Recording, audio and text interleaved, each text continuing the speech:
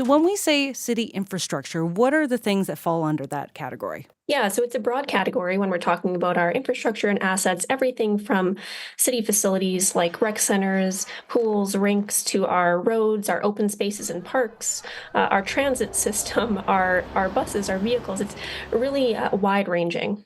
Can you put into scale for us too just how bad our infrastructure renewal deficit could get when we need to take care of things like you mentioned?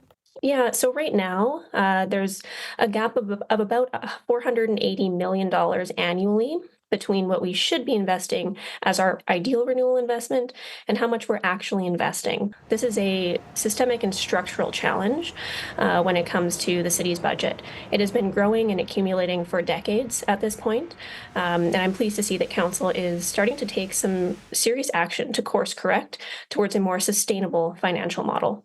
How big of a deal is this, or could it be? What if we don't do anything? The longer we kick the can down the road and the longer we put off renewal and maintenance, the more costly it gets. So instead of being able to predictably plan for the replacement and maintenance of our infrastructure and assets, we're at a higher risk of surprise costs. And not only surprise costs, but potential closures, potential loss of those facilities, and an acceleration of that deterioration. And what kind of categories or infrastructure types are you most concerned about at this point?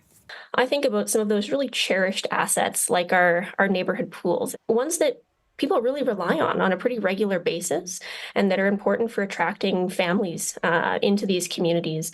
Those ones are really concerning to me. I would also say our transit system, so our transit fleet, our buses, our T cars, we need to get to a place where we have line of sight as to how we are going to replace that fleet and grow it, because we know that demand for transit is continuing to increase.